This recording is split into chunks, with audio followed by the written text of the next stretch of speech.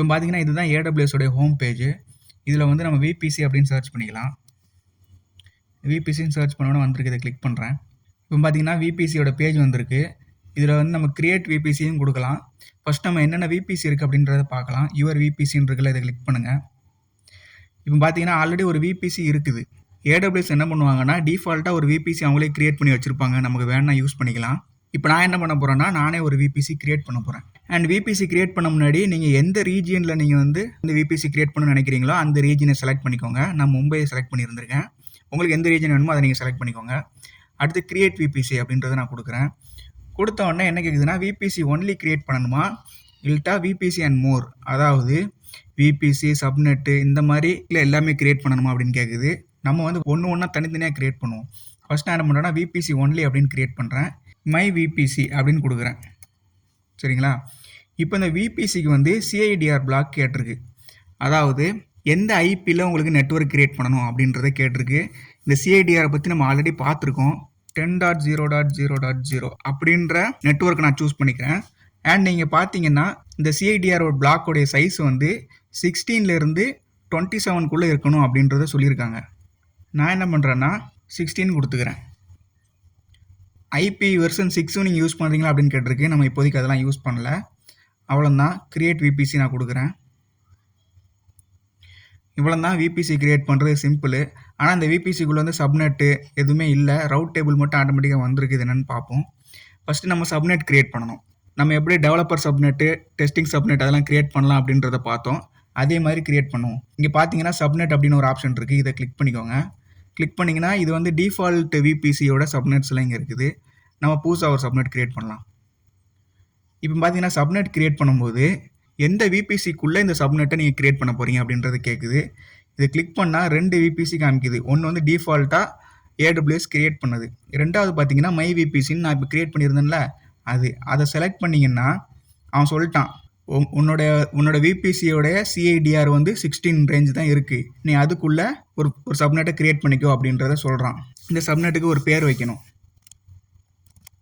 நான் வந்து developer subnet அப்படின்ற பேர் வச்சுக்கிறேன். அண்ட் இந்த சப்நெட் வந்து எந்த அவைலபிலிட்டி ஜோனில் கிரியேட் பண்ணணும் அப்படின்றதும் கேட்டிருக்கு. இங்கே பார்த்தீங்கன்னா நம்ம மும்பை சூஸ் பண்ணதுனால 3 அவைலபிலிட்டி ஜோன் கொடுத்துருக்கு. இதனால் நமக்கு என்ன அட்வான்டேஜ்னா நம்ம 3 சப்நெட்டும் 3 அவைலபிலிட்டி ஜோனில் நம்ம கிரியேட் பண்ணோம்னா ஒரு அவைலபிலிட்டி ஜோன் டவுன் ஆனால் கூட இன்னொரு அவைலபிலிட்டி ஜோன் மூலமாக நம்மளோட அப்ளிகேஷன் வந்து டவுன் ஆகாமல் இருக்கும். அதுக்கு தான் இந்த ஆப்ஷன் கொடுத்துருக்காங்க. நான் சும்மா ஒரு அவைலபிலிட்டி ஜோனை கிளிக் பண்ணிக்கிறேன். அப்புறம் என்ன கேட்டிருக்காங்கன்னா இந்த சிஐடிஆரில் நம்ம சப்நெட்டோடைய சைஸ் என்ன அப்படின்றத கேட்டிருக்காங்க. இது உங்களுக்கு புரியலைன்னா நம்ம சிஐடிஆர் அப்படின்ற ஒரு வீடியோ நான் போட்டிருக்கேன். அந்த வீடியோ பார்த்தா தான் உங்களுக்கு இது புரியும். ஸோ அதை கண்டிப்பாக பாருங்கள். நான் என்ன பண்ணுறேன்னா /24 கொடுத்துக்கிறேன். ஸோ நான் /24ன்னு கொடுத்துட்டேன். அதாவது விபிசி வந்து 10 நெட்வொர்க்கில் ஒரே ஒரு பார்ட்டை மட்டும் நான் எடுத்திருக்கேன். சரிங்களா? நம்ம சப்நெட்டுக்காக. ஸோ நான் கிரியேட் சப்நெட் கொடுக்குறேன். இப்போ பார்த்தீங்கன்னா ஒரு சப்நெட்டு கிரியேட் ஆயிடுச்சு. நமக்கு ஆல்ரெடி தெரியும் ஒவ்வொரு சப்நெட்டுக்கு வந்து ஒரு ரவுட் டேபிள் இருக்கும் அப்படின்றது நமக்கு தெரியும். இதில் இருக்கான்னு நம்ம பார்ப்போம். இதை கிளிக் பண்ணி பார்த்தீங்கன்னா இங்கே வந்து சப்நெட்டோட டீட்டெயில்ஸ் எல்லாமே கொடுத்துருக்காங்க. அண்ட் இங்கே வந்து ரவுட் டேபிள்னு ஒன்று இருக்குது. இங்கே கிளிக் பண்ணி பார்த்தீங்கன்னா இங்கே ஒரு ரவுட் டேபிள் வந்து ஆட்டோமேட்டிக்காகவே அதில் லிங்காக இருக்குது. நான் ஆல்ரெடி சொல்லியிருந்தேன்ல என்ட்ரிலாம் இருக்கும் அப்படின்றது, அதுதான் இந்த என்ட்ரி. இதில் என்ன கொடுத்துருக்காங்கன்னா 10.0.0.0/16 அதாவது நம்ம விபிசியோட நெட்வொர்க்கை கொடுத்துருக்காங்க. இந்த ரேஞ்சில் ஐபி அட்ரஸில் யாராச்சும் கால் பண்ணாங்கன்னா அது உன்னுடைய லோக்கல் நெட்வொர்க் தான். ஸோ நீ ஈஸியாக நீங்கள் வந்து ஷேர் பண்ணிக்கலாம் அப்படின்றத சொல்கிறாங்க. பட் இந்த நெட்வொர்க்கை தாண்டி அவனால் வெளியே எதுவுமே ஷேர் பண்ண முடியாது. பிகாஸ் இது வந்து ஒரு ப்ரைவேட் நெட்வொர்க். ஏன் இது ப்ரைவேட் நெட்வொர்க்னா நமக்கு ஆல்ரெடி தெரியும் ரவுட் வந்து ஒன்லி லோக்கலில் தான் குறிக்குது. அதாவது அவனுடைய நெட்வொர்க் உள்ள மட்டும் தான் குறிக்குது. அதை தாண்டி வேறு ஏதாச்சும் டிஃப்ரெண்ட் ஐபிஸ்க்கு நீ சென்ட் பண்ணணும்னா இன்டர்நெட் கேட்வேக்கு போ அப்படின்னு எந்த ரூலும் இல்லை இந்த ரவுட் டேபிளில். ஸோ அப்சல்யூட்லி இது வந்து ஒரு ப்ரைவேட் நெட்வொர்க். ஓகே, இதை நான் வந்து பப்ளிக் நெட்வொர்க்காக மாற்றணும். இப்போ நான் என்ன பண்ணலாம்? நான் என்ன பண்ணுறேன்னா புதுசாக ஒரு ரவுட் டேபிள் கிரியேட் பண்ணுறேன். அதுக்கு வந்து இந்த ரவுட் டேபிள் ஆப்ஷனுக்கு வந்துட்டு கிரியேட் ரவுட் டேபிள் அப்படின்னு கொடுத்துக்கணும். இதுக்கு ஒரு பேர் வைக்கிறேன். என்ன பேர் வைக்கிறேன்னா டெவலப்பர் ரவுட் டேபிள் அப்படின்றத சொல்கிறேன். அண்ட் இந்த ரவுட் டேபிள் வந்து எங்கே இருக்கும், எந்த விபிசியில் இருக்கும் அப்படின்னு கேட்டிருக்கு. மை விபிசியை நான் செலக்ட் பண்ணிக்கிறேன். இதை கிரியேட்டும் பண்ணிட்டேன். இப்போ வந்து ஒரு ரவுட் டேபிள் கிரியேட் ஆயிருச்சு. இப்போ இந்த டெவலப்பர் ரவுட் டேபிளில் மட்டும் நம்ம என்ன சொல்ல போகிறோம்னா உனக்கு தெரியாத ஏதாச்சும் ஒரு ஐபி அட்ரஸ் வந்துச்சுன்னா, அதாவது இந்த நெட்வொர்க்கை தாண்டி வேறு ஏதாச்சும் ஒரு ஐபி அட்ரஸ் வந்துச்சுன்னா நீ இன்டர்நெட் கேட்வேக்கு மெசேஜ் அனுப்பு அப்படின்றத நான் சொல்ல போகிறேன். அது எப்படி சொல்லணும்னா இந்த எடிட் ரவுட் இருக்குல்ல, இதை கிளிக் பண்ணிங்கன்னா புதுசாக ரவுட் ஆட் பண்ணிக்கலாம். ஆட் ரவுட்டுன்னு கொடுக்குறேன். இப்போ நான் என்ன சொல்லணும்னா, இந்த இதை தவிர மற்ற எந்த ஐபி வந்தாலுமே இன்டர்நெட் கேட்வேட்ட அனுப்புன்னு சொல்லணும். கரெக்டாக? அது எப்படி சொல்லலாம்னா 0.0.0.0/0 இப்படி சொல்லலாம். இதுக்கு என்ன அர்த்தம்னா, இவங்கள தவிர எந்த ஐபி அட்ரஸ் வந்தாலும் சரி அப்படின்னு அர்த்தம். ஓகே, வந்துச்சுன்னா என்ன பண்ணணும்? இன்டர்நெட் கேட்வேக்கு அனுப்பணும். ஓகேவா? பட் அதுக்கு நீங்கள் வந்து இன்டர்நெட் கேட்வே ஃபஸ்ட்டு கிரியேட் பண்ணி இருந்திருக்கணும். இப்போ பார்த்தீங்கன்னா எதுவுமே இல்லை. பார்த்தீங்களா? எதுவுமே லிஸ்ட் ஆகல. பிகாஸ் நம்ம இன்டர்நெட் கேட்வே நம்ம கிரியேட் பண்ணல. ஸோ நம்ம ஃபஸ்ட்டு இன்டர்நெட் கேட்வேயை நம்ம கிரியேட் பண்ணணும்.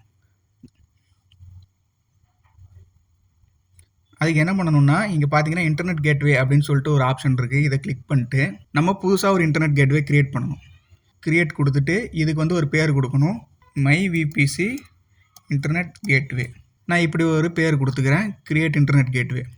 ஸோ இன்டர்நெட் கேட்வே கிரியேட் ஆயிருச்சு. ஆனால் இங்கே ஸ்டேட் பார்த்தீங்கன்னா டிட்டாச்சு. அதாவது இந்த இன்டர்நெட் கேட்வே யாருமே யூஸ் பண்ணல அப்படின்னு போட்டிருக்கு. ஒரு விபிசி கூட அட்டாச் பண்ணணும். அதை தான் இங்கே கிரியேட் பண்ண உடனே அட்டாச் டு விபிசி அப்படின்னு கேட்குது. இது வந்து இந்த ஆக்ஷனில் கொடுத்து கூட நம்ம கிரியேட் பண்ணலாம். அட்டாச் டு விபிசி நான் கொடுத்த உடனே எந்த விபிசி கூட அட்டாச் பண்ணணும்னு கேட்குது. நம்மளுடைய மை விபிசி தான். இதை கிளிக் பண்ணி ஃபஸ்ட்டு இன்டர்நெட் கேட்வே அட்டாச் பண்ணணும். இப்போ பார்த்தீங்கன்னா ஸ்டேட் வந்து அட்டாச்சு அப்படின்னு வந்திருக்கு. இப்போ நம்ம என்ன பண்ணலாம்னா ஆட் பண்ணலாம் நம்மளுடைய சப்நெட்டில்.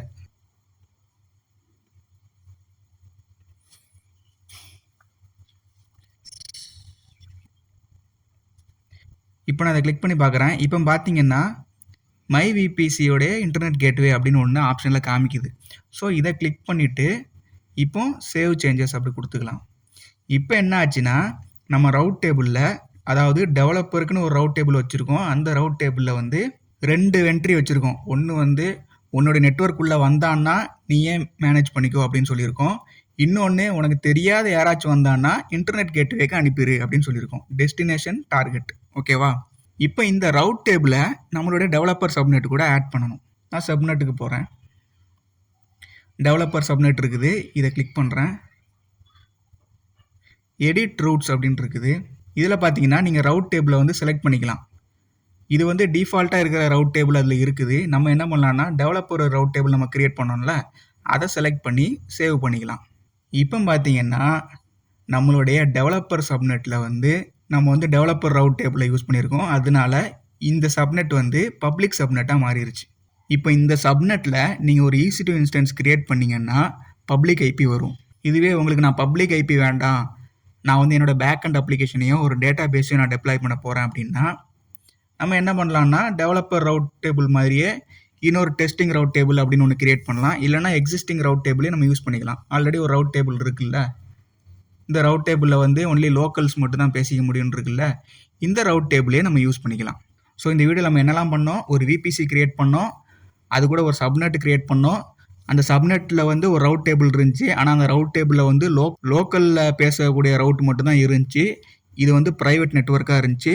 ஸோ நம்ம என்ன பண்ணோம்னா இதை பப்ளிக்காக மாற்றணும்னு சொல்லிட்டு புதுசாக ஒரு ரவுட் டேபிள் கிரியேட் பண்ணோம். அந்த ரவுட் டேபிளில் எக்ஸ்ட்ரா ஒரு ரவுட் ஆட் பண்ணோம். அதாவது உனக்கு தெரியாத யாருக்காச்சும் அனுப்பணும்னா நீ இன்டர்நெட் கேட்வேக்கு அனுப்பு அப்படின்னு சொல்லணும்னு போனோம். பட் இன்டர்நெட் கேட்வேவே இல்லை. ஸோ இன்டர்நெட் கேட்வேயும் நம்ம கிரியேட் பண்ணோம். இன்டர்நெட் கேட்வே கிரியேட் பண்ணது மட்டும் இல்லாமல் அதை ஒரு விபிசி கூட அட்டாச் பண்ணோம். அதுதான் நம்மளுடைய விபிசி. அதுக்கப்புறம் அந்த என்ட்ரியை நம்ம போட்டோம். அந்த புது ரவுட்டு தெரியாத யாராச்சும் வந்தாங்கன்னா இன்டர்நெட் கேட்வேக்கு அனுப்பு அப்படின்ற ரவுட்டையும் போட்டுட்டு அந்த ரவுட் டேபிளை தான் நம்மளுடைய டெவலப்பர் சப்நெட்டுக்கு ஆட் பண்ணோம். ஸோ இப்போ வந்து நம்மளோட டெவலப்பர் சப்நெட் வந்து ப்ரைவேட் சப்நெட்லேருந்து பப்ளிக் சப்நெட்டாக மாறிடுச்சு.